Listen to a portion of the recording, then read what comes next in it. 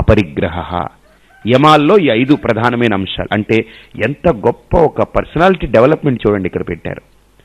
అహింస, సత్యం, అస్తేయం, బ్రహ్మచర్యం, అపరిగ్రహ. అంత క్వాలిఫికేషన్స్. ఇక నియమాల్లో శౌచం. శౌచం అంటే క్లీన్లీనెస్. 3 రకాలుగా చెప్పారు. పైన అహింస చెప్పారా, దాని కింద కౌంటర్ శౌచం అనమాట. ఎలాగా? Your deeds should be very clean. అంటే మన కర్మలు పవిత్రంగా ఉండగలగాలి. అలానే మన వాక్కు పవిత్రంగా ఉండగలగాలి. అలానే మన మనస్సు పవిత్రంగా ఉండగలగాలి. అవునా? కాబట్టి ఇక్కడ శౌచం అని అంటే, క్లీన్లీనెస్ అంటే శరీరాన్ని బాగా చింతాలు సబ్బెట్టి రుద్దినంత మాత్రం సరిపోదు. లోపలన్నీ చింతలే కాదు. కాబట్టి శరీరాన్ని శుభ్రంగా క్లీన్ చేసుకోవాలి. అందుకని నేను లోపల ప్యూర్గా ఉన్నానండి, బయట వదిలేసామనుకోండి, పళ్ళు తోమకుండా స్నానం చేయకుండా ఎవరు కూర్చోరు, దగ్గర రారు, దుర్గంధం. కాబట్టి శరీరము శుద్ధంగా ఉండాలి, మన వాక్కు శుద్ధంగా ఉండాలి, మన యొక్క మనస్సు శుద్ధ. ఒక వాక్కుతోటి అలా కూర్చోబెట్టగలుగుతున్నాం అంటే వాక్కు ట్రాంక్విలిటీ ఉండాలి, హాయిగా ఉండాలి ఆ వాక్కు, ఎక్కడ హర్డిల్స్ అవ్వకూడదు. కాబట్టి శారీరకంగా శుద్ధి, వాచికంగా శుద్ధి, మానసికంగా శుద్ధి. శౌచం. సంతోష అంటే సంతోషం అని అంటే ఇక్కడ ఏంటంటే సంతృప్తి మనిషికి. చూడండి, సంతృప్తి ఎప్పుడు వస్తుంది మనిషికి? అన్నీ కలిగి ఉంటే, ఉన్న దాంట్లో జీవిస్తే.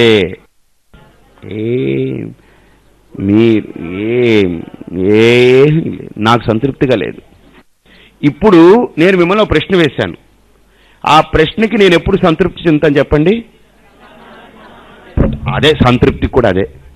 ఒక మనిషి సంతృప్తిగా ఉండాలంటే సమాధానం ఉండాలి, అంటే ఒక అవగాహన ఉంటే సంతృప్తిగా ఉంటాడు. అర్థమైందా? ఒక అవగాహన, దీని పరిధి ఇది అని గుర్తిస్తే మనిషి సంతృప్తి పడిపోతాడు. సంతృప్తికి కావలసింది ఉన్న దాంట్లో సర్దుకుపోతాం, సర్దుకుపోతూ ఏడుస్తూ సర్దుకోవచ్చు. ఏమోనండి, సర్దుకుపోతే సంతృప్తి ఉండదండి, ఏడుపు ఉంటుంది అక్కడ. కోరికల్ని ఎక్కువ పెంచుకోకూడదు, మీ చేతుల్లో ఉందా పెంచుకోకూడదని? కనిపిస్తుంది, కావాలని అనిపిస్తుంది.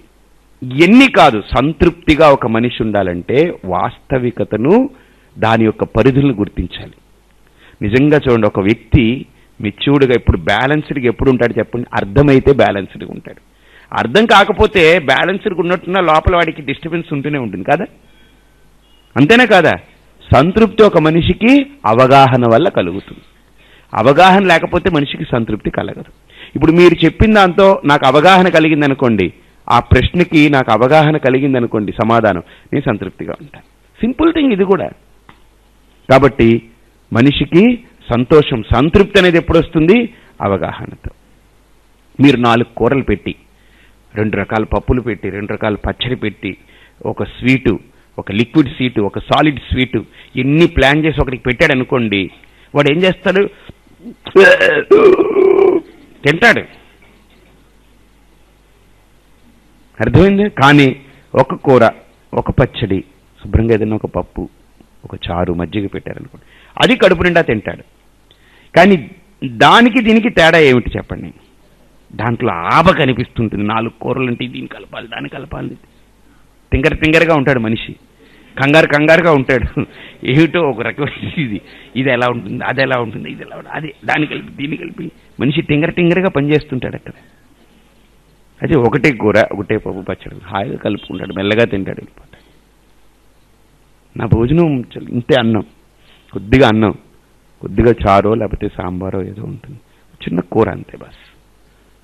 దీనికి పెద్ద యాగం చేసి పెద్దది ఎత్తులు దీన్ని వండి వండి వండి ఓ 4 ముద్దలు తింటాం, దీనికోసం పెద్ద తాపత్రయం, అయినా సంతృప్తి ఉండదు. అన్నీ తింటాడు. ఏమండి ఈ సాంబార్ పెట్టారా అండి, ఏదో ఒకటి కొరత. మనిషికి సంతృప్తి అనేది ప్రధానమైన ఆయుధం అండి. భర్తృహరి అంటాడు, ఈ లోకంలో ఎవరినైనా జయించొచ్చట, ఎవరినైనా మనం ఓడించొచ్చట, కానీ సంతృప్తిగా ఉన్నవాడిని మటుకు ఏం చేయలేం, ఏమీ పీకలేమనేసాడు ఆయన. ఏమీ కదపలేం వాడిని. సంతృప్తిగా ఉన్నవాడికి ఇంకేమిటుందండి, వాడిని ఏం చేయగలరండి, ఏం చేయలేం మనం. వాడికి సంతృప్తి పెద్ద ఆయుధం. అది ఈరోజు సమాజంలో అది అర్థం కాక ఆయుధం లేకని అందరూ కూడా ఎన్ని సాధించినా ఇంకా మనిషికి ఏం అర్థం కాకుండా పరుగులు తీస్తున్నారు. కారణం అవగాహన లేకపోవడం వల్ల. కాబట్టి ఇక్కడ నియమాల్లో సంతోషము అంటే సంతృప్తి. తర్వాత స్వాధ్యాయం. స్వాధ్యాయము అనంటే నిరంతరం ఒక సాధకుడు ఆ స్వాధ్యాయ ప్రక్రియ అంటే వేదాంత చింతన చేయాలి, పారాయణ గ్రంథాలని పారాయణ చేయాలి, జపం చేయాలి, ఆ స్వాధ్యాయం చేయాలి. తపస్సు అంటే మళ్ళీ 3 రకాల తపస్సు. శారీరకం తపస్సు, వాచిక తపస్సు, మానసిక తపస్సు. వాక్కుతోటి మౌనం, అట్లీస్ట్ ఒక రోజుకు ఒక 2 గంటలు మౌనంగా ఉండాలి. ఉదయం లేవగానే ఆ మౌనాన్ని పాటించడం, లేకపోతే వారంలో ఒక రోజు పూర్తిగా మౌనం ఉంటారు కొంతమంది. అంటే నా లెక్క ప్రకారం రోజులు మౌనం ఉంటే వ్యవహారానికి ఇబ్బంది. ఒక రోజులో 1 గంట మౌనం, 2 గంటలు మౌనం పెట్టుకొని ప్రశాంతంగా ఉండండి ఆ మౌన స్థితిని. శారీరకంగా తపస్సు ఏంటంటే మనం వారానికి 1 రోజు భోజనం మానేయండి, అన్న పదార్థాలు మానేయండి, టిఫిన్ కానీ భోజనం కానీ రాత్రి కానీ తినకండి. ఆ రోజు ఓన్లీ ఫ్రూట్స్ కానీ కూరగాయలు అలాంటివి తీసుకోండి. ఆరోగ్యానికి మంచిది, బుద్ధికి మంచిది. అలా తీసుకునే ఆహారం కూడా పవిత్రమైన ఆహారంగా ఉండాలి, పరిపక్వమైన ఆహారంగా ఉండాలి. ఇది వాచిక శారీరకమైన తపస్సు. మానసికమైన తపస్సు, ఒకరోజు నియమం తీసుకుని నేను ఎవరి గురించి చెడు ఆలోచించను, తపస్సు చేయండి. నేను ఎవరి గురించి చెడు, 1 గంట సేపు నేను ఎవరి గురించి చెడు ఆలోచించను, అందరిలో మంచినే చూస్తాను. ఒక తపస్సు మొదలు పెట్టండి. నాకు వీళ్ళంటే పడదనుకోండి, 1 గంట సేపు నేను ఒక తపస్సు చేశాను. ఏంటంటే నాకు పడని వ్యక్తిలో మంచి చూడాలి నేను, ఈ గంట ఒక తపస్సు. అది ఎలా మారిపోతారు తెలుసు మనిషి. ఆ గంటని మెల్లగా ఎక్స్టెండ్ చేసుకుంటూ పోతే, తపస్సును కనుక ఎక్స్టెండ్ చేసుకుంటూ పోతే 2వ గంట కూడా నేను వాళ్ళు మంచి చూడాలి, 3వ గంట కూడా మంచి చూడాలి. ఇలా మంచి చూడడం మొదలు పెడితే వాడిలో చెడుని నేను విస్మరిస్తూ పోతాను. నాలో మనస్సు సమతుల్యత పొందుతుంది. తపస్సు, శారీరక తపస్సు, వాచిక తపస్సు, మానసిక తపస్సు. తపః ఈశ్వర ప్రణిధానం. ఈశ్వర ప్రణిధానం అంటే మనం పరమాత్ముడికి సన్నిహితంగా భౌతికంగా ఎలాగా, ఒక పటమో ఒక విగ్రహమో ఒక రూపమో ఏదో పెట్టుకోవడం, దాంతో కొంతసేపు రిలేట్ అవ్వడం, ఇంకొంతసేపు మనసులో ధ్యానం చేస్తూ చింతన చేస్తూ అలా రిలేట్ అవ్వడం, ఇంకా కూడా ఆధ్యాత్మికంగా లోపల ఆ ఈశ్వర భావనతో మనం ఈ ప్రకృతిలో వ్యవహరించడం ఈశ్వర ప్రణిధానం. కాబట్టి ఇవి యమ నియమాలు, ఇవి 10. కానీ మిగతా అన్నిటికీ సెక్స్ లేవులేండి, యమ నియమాలే ఎక్కువ. యమ నియమాలు అయిపోయింది. ఇదంతా డిసిప్లైన్. ఒక మనిషి తన్ను తాను డిసిప్లైన్ చేసుకోవడం, మానసికంగా బుద్ధియుక్తంగా రకరకాలుగా తన్ను తాను డిసిప్లైన్ చేసుకోవడం, వెల్ డిసిప్లైన్డ్ ఫెలో. ఇకపోతే ఆసనం. ఆసనాలు రకరకాలు ఉన్నాయి. ఈ ఆసనాలు ఎందుకు, ఆసనం ఎందుకు? మన శరీరాన్ని మనం ఒక నియమబద్ధంగా ఒక పద్ధతిగా వాడుకునేందుకు వీలుగా దీన్ని చక్కగా మనం ఉంచడం. ఎందుకనంటే శరీరమాద్యం ఖలు ధర్మ సాధనం, శరీరమాద్యం ఖలు మోక్ష సాధనం. ఈ శరీరం ఏదైనా సరే ఈ శరీరం బాగుంటేనే మనం చేయగలం. ఈ శరీరం డీలా పడిపోతుంది అనుకోండి, ఇక్కడికి వచ్చి కూర్చోగలవా? ఆరోగ్యం బాగులేక పాడైపోయి అలా అయిపోయింది అనుకోండి, నేను చెప్పగలనా, మీరు వినగలరా? కాబట్టి ఈ శరీరాన్ని మనం చాలా జాగ్రత్తగా ఉంచుకోవాలి. దీన్ని ఎడాపెడా వాడేయకూడదు. దీని ఇష్టం వచ్చినట్టు చిందర వందరగా రప్చర్ చేసి, దీన్ని ఇరిటేట్ చేసి, దీన్ని గందరగోళం చేసి వాడకూడదు. ఇది మనకి ఇవ్వబడ్డది, చాలా గొప్ప పరికరం. అందుకని శరీరాన్ని జాగ్రత్తగా మలుచుకోవాలంటే ఆసనమే. ఎక్సర్సైజ్ కరెక్ట్ కాదు, we can prove it. Exercise is not correct, is not advisable. Only asanas are advisable. ఎందుకు? ఆసనాలు 80 ఏళ్ల వాడు కూడా వేయగలడు, ఎక్సర్సైజు 45, 50 దాటితే ఇంక చేయలేడు వాడు, అయిపోతుంది, వాడిని హరించేస్తుంది ఎక్సర్సైజ్. ఆసనాలు శక్తిని పెంచుకుంటూ పోతుంటుంది రోజు. ఆసనాలకు ఉండే గొప్పతనం మన ఋషులకి చేత కాదా ఎక్సర్సైజ్ చేయడం? ఎందుకు పెట్టలేదు? అది కరెక్ట్ కాదు. That is not right procedure. మన ఋషులు మనకు నేర్పిందంతా కూడా హాయిగా ఉండడం, రూపాయి ఖర్చు లేని పద్ధతులు నేర్పారు. చక్కగా ఉదయం లేచి సూర్యోదయానికంటే ముందు లేచి చక్కగా బ్రష్ చేసుకుని ఆసన ప్రాణాయామాలు చేసి ధ్యానం చేసి స్నానం చేసి భగవంతుడి దగ్గర కూర్చుని అర్చన చేసి మన నియమబద్ధంగా ఆహారం తీసుకుని చక్కగా మన డ్యూటీస్ మన ప్లానింగ్ చేసుకుని పని చేసుకుని కొంతసేపు రెస్ట్ తీసుకుని భార్య పిల్లలతో కొంత కాలక్షేపం చేసి వేదాంతపరంగా చింతన చేసి హాయిగా ఈవినింగ్ అయ్యేటప్పటికి రిలాక్స్ అయ్యి కొంతసేపు మనం కావాల్సిన పారాయణమో మంచో చెడో చేసుకుని ఆంతరంగికంగా అంతర్ముఖంగా మనకు సాధన చేసుకుంటూ మళ్ళీ హాయి రిలాక్స్ అయ్యి ఇంత భోజనం చేసి చక్కగా అందరితో మంచిగా ఉండి అలా పడుకుని ఆ డే ఒక్కరోజు అలా బ్రతకండి. నచ్చితే దాన్ని కంటిన్యూ చేయండి. కాబట్టి ఒక్కరోజు వీళ్ళు చెప్పే ఆ డిసిప్లిన్ ఒక్కరోజు ఆచరించి చూడండి. రెండో రోజుకి మీకు మనస్సు ఎంత తేలిక పడిపోతుందో చూడండి.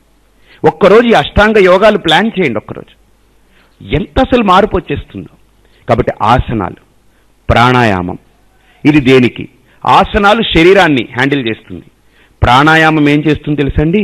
మొత్తం లోపల ఉన్నటువంటి ప్రాణ గ్రంథులన్నింటినీ, మొత్తం నాడీలన్నింటినీ శుద్ధం చేస్తుంది. మనస్సుకు కూడా ఒక మంచి హాయినిస్తుంది, ఒత్తిడి ఉండదు. ప్రాణాయామం చేస్తూ చూడండి, ఆ ప్రాణాయామ ప్రక్రియలో మొత్తం అన్ని శుద్ధమవుతాయి. నాడులన్నీ 72,000 నాడులున్నాయి, అన్ని శుద్ధమవుతాయి ప్రాణాయామంతో. తర్వాత ప్రత్యాహారం. ప్రత్యాహారం అని అంటే ఇది 2 రకాలు. ఒకటి మనం ఇంటేక్ అండ్ అవుట్పుట్. అంటే మనం బయట వ్యవహరించడం, ఇతరులతో మనం వ్యవహరించేటప్పుడు ఎలా ఉండాలి, మనం లోపల ఆహార విహారాలు ఎలా ఉండాలి. కృష్ణుడు భగవద్గీతలో అంటాడు, యుక్తాహార విహారస్య యుక్త కర్మస్య చేష్టసు యుక్త స్వప్నావబోధస్య యోగో భవతి దుఃఖః. చాలా ఎక్సలెంట్ శ్లోకం. మనం ఎవరితో అయినా వ్యవహారం పెట్టుకున్నప్పుడు కొంతవరకు వ్యవహారం పెట్టుకోవాలి. తర్వాత సరేనండి కలుస్తాను మళ్ళీ, ఓకే సీ యూ బాయ్, మనం వచ్చేయాలి లోపలికి. బయట కూడా అంతే, ఎంతవరకు మనకు పని అంతవరకు బయట ఉండాలి, మళ్ళీ లోపలికి వచ్చి హాయిగా మనలో మనం హాయిగా ఆత్మస్థితిలో, ఆ స్వరూప స్థితిలో, ఆ చింతనలు అలా నిలబడి ఉండగలగడం, ఆ స్థితిని పొందుతూ ఉండడం. భర్త అయినా భార్య అయినా ఏదైనా ఈ లోకంలో, తల్లి అయినా తండ్రి అయినా, వ్యవహారం ఉన్నంతసేపు హాయిగా వ్యవహరించడం, దాన్ని కూడా తగుమాత్రంగా వ్యవహరించడం. అర్థమైందండి? తర్వాత దాన్ని లోపల అంతర్ముఖత. ఆహార విహారాల్లో కూడా, ఆహారం కూడా ఏది పడితే అది, ఎలా పడితే అలా, ఎక్కడ పడితే అక్కడ, ఎవడు పడితే వాళ్ళు వండింది పనికిరాదు. మనమే హాయిగా ఆహారాన్ని మంత్రజపం చేసి పవిత్రంగా దాన్ని భగవంతుడికి నివేదన పెట్టి అది తీసుకుంటే మానసికంగా దాని యొక్క ప్రభావం ఉంటుంది ఆహారం మీద. మీకు నేను చూపిస్తాను, నేను కావాల్సింది ప్రాక్టికల్గా మీకు నేను చూపిస్తాను. ఆహారంలో శుద్ధి అయితే భావశుద్ధి. అన్నాత్ ప్రాణం ప్రాణాత్ మనః మనః సత్యం. అందుకని నేను అందరికంటాను, ఇళ్లల్లో భార్యలు వండండి. పనివాళ్ల చేత గిన్నెలు తోమించుకోవచ్చు, అంట్లు కడిగించుకోవచ్చు, స్టవ్ శుద్ధం చేయొచ్చు, అక్కడంతా ముగ్గు పెట్టించవచ్చు, కూరగాయలు తరిగించవచ్చు, బియ్యం కడగొచ్చు, అన్నీ చేయించవచ్చు. కానీ వండడం, ఆ అగ్నిదేవుణ్ణి ముట్టుకొని ఆ పదార్థాన్ని వండడం మటుకు భార్య చెయ్యాలి, తల్లి చెయ్యాలి. ఎందుకనంటే వీళ్ళు ఆ వండేటప్పుడు ఏంటనంటే వాళ్ళ భావన ఎలా ఉంటుందంటే, నా భర్త తినాలి, బాగా రుచిగా తినాలి, ఆరోగ్యంగా ఉండాలి, ఇది ఇలా టేస్ట్గా ఉంటే నా భర్తకి ఇష్టం, ఇలా ఉంటే నా కొడుక్కి ఇష్టం, ఇలా ఉంటే నా అత్తగారికి ఇష్టం, ఇలా ఉంటే మా మామగారికి ఇష్టం, ఇలా ఉంటే మా అమ్మకి ఇష్టం, ఇలా ఉంటే ఇలా ఇష్టమని వాళ్ళ యొక్క ఇష్టాలని వీప్సలన్నీ గుర్తించుకుని చేస్తారు. ప్రేమగా ఉండాలి. కాబట్టి అన్నాత్ ప్రాణం ప్రాణాత్ మనః మనః సత్యం లోకాః కర్మసు చామృతం. మనం ఇవన్నీ పట్టించుకోం, ఇవన్నీ నియమాలు. ఇవి ఎన్ని వద్దు, అంతా దేవుడు ఎంత అనొద్దు, ఆ మాటలు వద్దు, ఊరికినే పదాలు వాక్యాలు వద్దు మనకు. మనం ఈ నియమాలను ఆచరించలేనప్పుడు ఆ పదాలు ఊరికినే మనం వల్లి వేయడమే, చిలక పలుకుల్లానే ఉంటాయి. కాబట్టి ఆహారం, ప్రత్యాహారం, మనం తీసుకునే ఆహారము శుద్ధమై ఉండాలి, సకాలంలో భోంచాలి. మీకు మెడికల్ సైన్స్ ఎంత గొప్ప ఇదనంటే, మీరు 12 గంటలకి ఒక ఆవు మీ ఇంటికి వెళ్తుంది అనుకోండి, మీరు ఆవుకి కుడితి ఆ బియ్యపు కడుగు నీళ్లు, ఆ అరటిపళ్ళు తొక్కలు లేకపోతే అవి ఇవి అన్నీ కడిగేసింది మరిగేసింది అన్నీ కూడా కలిపి ఒక గిన్నెలో పెట్టి 12 గంటలకు పెట్టండి, అది తాగుతుంది. మళ్ళీ నెక్స్ట్ డే కరెక్ట్గా 12 గంటలకి మీ ఇంటి దగ్గరికి వచ్చి తాగుతుంది. రోజు మీరు అన్నం వండుకున్న తర్వాత ఇలాగా అన్నం ముద్ద కలిపి మీ ఇంటి పెరటి మీద ఇలా పెట్టండి కాకికి, అది తింటుంది. మూడో రోజు అది వచ్చి కావ్ కావ్ అంటుంది. ఒక టైం ఉందండి ప్రకృతికి. అలానే మీరు కూడా ఈరోజు 12 గంటలకి భోజనం చేశారంటే రేపు కరెక్ట్గా 12 గంటలకి భోజనం ఆకలి అవుతుంది, అప్పుడే తినేయాలి. ఒబేసిటీ తగ్గడానికి పెద్ద మార్గం ఏంటంటే ఒక టైం మెయింటైన్ చేస్తే ఒబేసిటీ తగ్గిపోతుంది. ఒబేసిటీ రాదు, ఒళ్ళు బలుపు రాదు, ఇది రాదు. ఎందుకంటే ఒక కాలంలో లోపల జ్యూసెస్ ప్రొడ్యూస్ అవుతాయి ఆకలికి.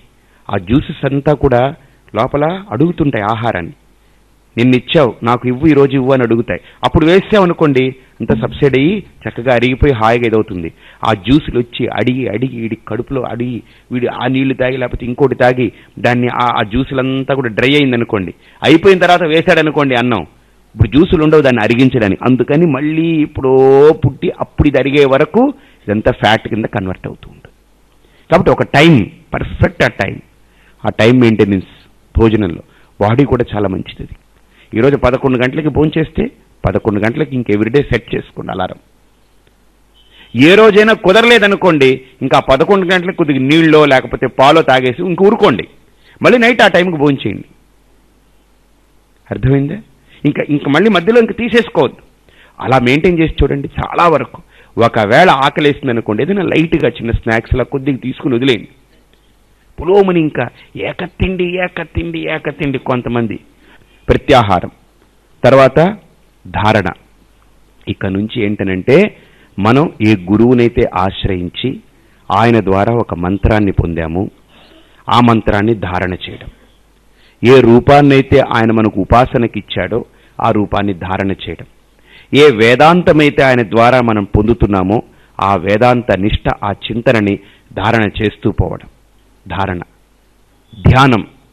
ధ్యానం అంటే ఇక్కడ మనం ఏదైతే ధారణ చేశామో ఇంతవరకు ఆ ధారణ చేసిందంతా కూడా మనం లోపల మననం, అనుసంధానం, దానితో అలా ఉండడం.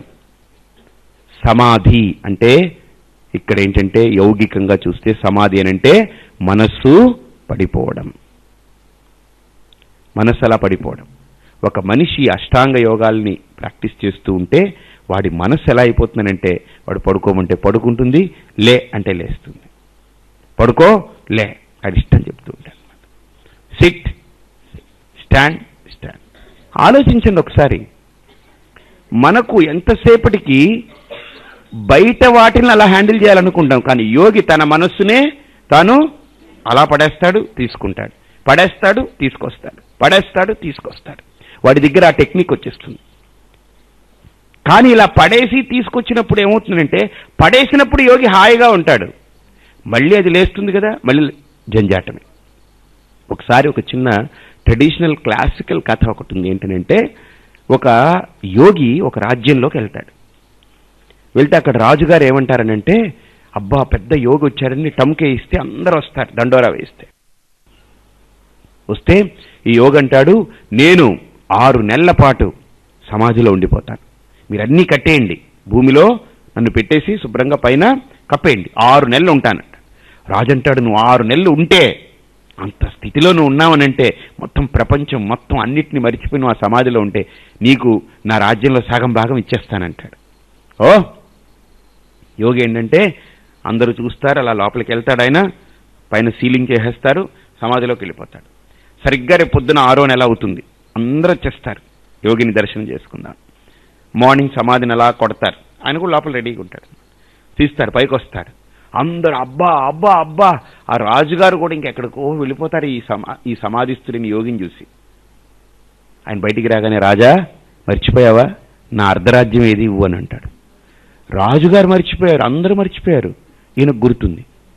అప్పుడు రాజుగారు అడుగుతారయ్యా అన్నిటినీ మర్చిపోయి సమాధిలో ఉండే నీ గురించి మేం తాపత్రయపడితే నువ్వేమో ఈ అరరాజ్యం ఇవ్వనంటావు, ఏమిటి అసలు ఇది, దీని కథ ఏమిటి, దీని కమామిషి ఏంటనంటే అప్పుడు ఈయన యోగి అంటాడు సమాధిలో నా మనసు పడుకుందే గాని నువ్వు రాజ్యం ఇస్తానన్నావు కదా అది పెట్టేసి పడుకున్నాను, టైం సెట్ చేసి పడుకున్నాను.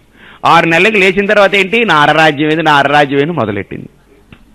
కాబట్టి సమాధి పొందినా సంసారం పోదు వాడికి, సమాధి పొందినంత మాత్రాన సంసారం పోదు. వాడు అనుకోవడం, వాడు యోగి యొక్క దృష్టిలో సమాధి అంటే మనస్సుని చంపేస్తే, మనస్సుని పడేస్తే సమాధి అనుకుంటాడు. నో, రమణ మహర్షి అంటారు మనస్సు మేలుకున్నప్పుడే పొందగలగాలి. అంటే ఏంటి? ఆ సమాధి అనే శబ్దాన్ని మీకు చక్కగా విడగొట్టి చెప్తాను. సమా పక్కన ఒక గీత పెట్టండి. ఏంటది? సమా డాష్ ధి. ధి అంటే ఏంటి? బుద్ధి.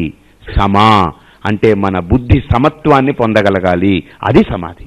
అప్పుడు మేలుకున్నప్పుడే మనం ఆ స్థితిని పొందుతూ ఉంటాం, ఆనందాన్ని. ఇప్పుడు మనకు సమత్వం లేదు, అంతా విషమత్వం. ఇది అది, నాది నీది అని భేదాలు. కానీ ఒక జ్ఞానికి మేలుకున్నప్పుడే ఆ సమత్వ దర్శనం వస్తుంది, సమత్వ బుద్ధి, సమత్వ చింతన, సమత్వ స్థితి వచ్చేస్తుంది. దాన్ని స్థితప్రజ్ఞుడు అన్నాడు. స్థితప్రజ్ఞ అనంటే తస్య ప్రజ్ఞ ప్రతిష్ఠిత. వాడి యొక్క ప్రజ్ఞ చలనం లేకుండా, అంటే భేదాన్ని కాకుండా, ఖేదాన్ని కాకుండా అంతటా ఆ ఏకత్వాన్ని, ఆ పరమాత్మ స్థితిని పొందుతూ ఉంటుంది. కాబట్టి ఇక్కడ యోగి మనస్సుని పడేసుకోవాలనుకుంటాడు. మహర్షి అంటున్నారు అసలు మనస్సుని పడేస్తే చచ్చిన దానికి నీకు తేడా లేదు, ఒక మొద్దుకి నీకు తేడా లేదు. అంటే ఒక పెద్ద చెట్టు మొద్దుకి దుంగకి నీకు తేడా లేదు. ఏం తేడా? అది ఎలా పడుంటుంది, నువ్వు అలా పడుంటావు. లయం అంటే నిద్ర, నాశనం అంటే కోమ. మనస్సుని లయం చేసుకుంటామంటే నిద్రపోయినట్టే. నిద్రపోయినప్పుడు రాత్రి ఏమైనా బాధలు బెంగలు ఉన్నాయా మనకు? ఏమీ లేవు.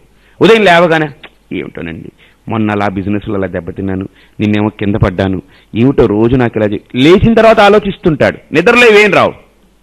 అలాగని యోగి కూడా లయం చేసుకున్నప్పుడు ఏముండదు, మళ్ళీ పైకి లేవగానే అన్ని లైన్గా ఉంటాయి వరుసగా సమస్యలు. సరే, నాశనం చేసేసుకుంటాం అన్నాడు అనుకోండి, కోమాలాగానే ఇది కూడా. ఒక మనిషి అలా ఉన్న పలంగా కోమాలోకి వెళ్ళాడు అనుకోండి, వాడికి ఏం కనపడదు, ఇంకేం ప్రపంచం ఉండదు, వాడుండడు, వీడుండడు, ఏది ఉండదు. అలా ఒక జీవోత్సవంలో అలా పడుంటాడంతే, ఒక ముద్దులాగా. కాబట్టి మనస్సుని వినాశం చేసుకుందాం అనుకున్నా అది కరెక్ట్ కాదు. ఇక్కడ రమణ మహర్షి అంటారు అసలు పనంతా మనస్సుతోటే, దాన్ని పడేస్తే పని ఉంటుంది ఇంకా. అలాగనే ఏ మనస్సునైతే మనం సంస్కరించాలనుకుని సాధన చేస్తున్నామో ఆ మనస్సునే పడేస్తే ఇంక ఈ సాధన ఏంటి? లేదు. అర్థమైందా మీకు? ఇంకా సాధన లేదు అక్కడ. హాయిగా నిజంగా పడిపోవడమే, మనస్సుని పడేసుకోవడమే సాధన అయితే, ఇంత ఎక్కించుకోవడం ఏదో ఒకటి గాంజానో బాంగానో తాంగానో లోపలికి ఎక్కించి అలా ఊగుతూ పడిపోవడమే, అది సాధన అయిపోతుంది అప్పుడు. అర్థమైందా? కాబట్టి ఇక్కడ మనస్సు మేలుకొని ఉండాలి. ఆ మనస్సుని నేను ఆపరేట్ చేస్తూ పోవాలి సాధనకి. మనసైవేదమాప్తవ్యం. ఆ మనస్సే నాకు మార్గం చూపుతుంది. మార్గం చూపే మనస్సుని నేను తీసి పారేశాను అనుకోండి, నాకు మార్గం దొరకదు, నాకు గమ్యం చేరలేను. కాబట్టి నాకు మనస్సే మార్గదర్శి.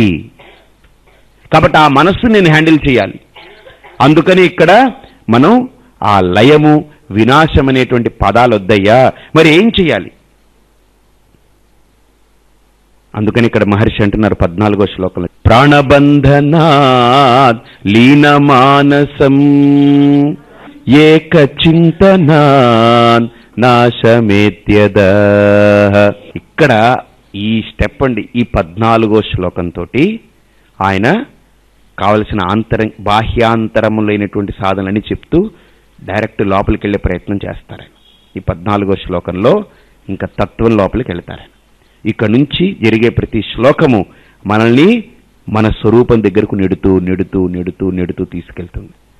చాలా హాయిగా వినడం ప్రారంభించండి. ఇక్కడి నుంచి ఈయనంటారు, ప్రాణాన్ని బంధిస్తే మనస్సు నీ చేతికి వచ్చేసింది కదా, మళ్ళీ నువ్వు వదిలిపెడితే వెళ్ళిపోతుంది కదా. అంటే మనస్సు నీకు మిత్రుడే కదా, నీకు శత్రువేం కాదు. నువ్వు చెప్పినట్టు వింటుంది, అంటే నువ్వేం చెప్పట్లేదు, అందుకనే అది దాని ఇష్టానికి ఉంది. అంతేనా కాదా? మనస్సు నీ మిత్రుడు. ఎందుకని? నువ్వు ప్రాణాన్ని ఆపావు, నీ దగ్గరికి వచ్చింది, నువ్వు చెప్పినట్టు పడుంది అక్కడ. మళ్ళీ నువ్వు ప్రాణం ఇచ్చావు, దానికి ఇంకో పనేం చెప్పట్లేదు, అందుకని దాని పనిలో అది చక్కబెట్టుకుంటూ ఉంది. అంతేనా కాదా? కాబట్టి ఇప్పుడు నీ మనస్సుకి నువ్వు ఏదైనా పని అప్పచెప్పాలి. నీ మనస్సుకి నువ్వు పని అప్పచెప్పాలి. దాన్ని వదిలేసావనుకో, దాని పని అది చక్కబెట్టుకుంటూ ఉంటుంది. దానికి పని అప్పచెప్పావనుకో, పని చేస్తుంది. కోతిని ఆడించేవాడు చూడండి ఏం చేస్తాడు. కోతిని ఆడించేవాడు ఏం చేస్తాడు తెలుసండి? ఇలా గొలుసు కట్టే ఎగురు, అలా లే, ఇలా లే అంటాడు. తర్వాత ఆ కోతిలాగా అన్నీ చూపించిన తర్వాత అందరూ చప్పట్లు కొడతారు. వీడు ప్లేట్ తీసుకుంటాడు. ప్లేట్ తీసుకుని అందరి దగ్గర డబ్బులు కలెక్ట్ చేయడానికి వెళ్తాడు.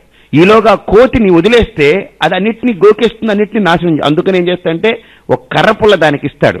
ఎత్తి మీద పెట్టుకో అంటాడు. అది ఇలా పట్టుకుంటుంది. పట్టుకుని ఆడ వెనకాల ఇలా తిరుగుతూ వెళ్తుంటుంది. ఇప్పుడు కోతితో పని లేదు, కానీ కోతికి పని అప్పచెప్పాడు, లేకపోతే ఆ పని గందరగోళం చేసేస్తుంది. ఇలా పట్టుకుని ఆడ వెనకాల తిరుగుతూ ఉంటుంది. వీడు మటుకు పళ్ళెం పట్టుకుని అందరి దగ్గర వీడు హాయిగా అన్ని తీసుకొచ్చిన తర్వాత ఆ మూట కట్టేసి ఆ కర్ర ఇలా తీసుకుంటాడు. నేను తీసుకుని ఆ కోతిని ఇలా లాక్కుంటాడు, ఈ మూట వేసుకుంటాడు, పోతుంటాడు. నీ మనస్సు కూడా నీకు మిత్రుడు, నీకు సంపాదించి పెడుతుంది. అది ఆ కోతి కోతిని తిడతాం, ఆ కోతి వాడికి అన్నం పెడుతుంది కదండి. వీడు పొందలేని డబ్బు ఆ కోతి తెచ్చి పెడుతుంది వీడికి. దాన్ని కోతిని తిడతామా మనం? మనకు జీవనాధారం అది. అలాగని ఇక్కడ కూడా మనస్సు మనకు సాధనకు ఆధారం. అది జీవనానికి ఆధారం అయితే ఇది సాధనకు ఆధారం మనస్సు. దాన్ని మనం విమర్శించొద్దు మనస్సుని. మనస్సు చాలా సున్నితమైన. మనస్సు కంటే గొప్ప పరికరం ఈ లోకంలో మొట్టమొదటి రోజు చెప్పాను, ఏదీ లేదు. మనస్సు కంటే గొప్పది ఏదీ లేదు నా దృష్టిలో. మన మనస్సుని మనం ఎంత ప్రేమించగలిగితే అంత గొప్పగా మనల్ని అది ఆస్వాదిస్తుంది తెలుసండి. అంత ఆనందాన్ని ఇస్తుంది మనకది. మన మనస్సుని మనం కనుక ప్రేమించుకోవడం మొదలు పెడితే ఎంత ఆనందాన్ని పొందొచ్చో మనం. అంత ఆనందం అది ఇస్తుంది. బయట ఒక వ్యక్తిని మనం ప్రేమిస్తే వాడు ఈరోజు ఇవ్వచ్చు, రేపు వాడి బాధల్లో వాడు ఉండి ఏదో మనల్ని చూసా రోజు ఏంటి అవతలికి పోనొచ్చు. కానీ మన మనస్సుని కనుక మనం ప్రేమించడం మొదలు పెడితే, మన మనస్సుని మనం ఆస్వాదించడం మొదలు పెడితే, మన మనస్సుతో మనం జీవించడం మొదలు పెడితే ఎంత ఆనందం, అంత ఆనందం. అది నాకు నిజంగా స్వానుభవం. అంత ఆనందం మన మనస్సుతోటి మనం బ్రతకగలిగితే.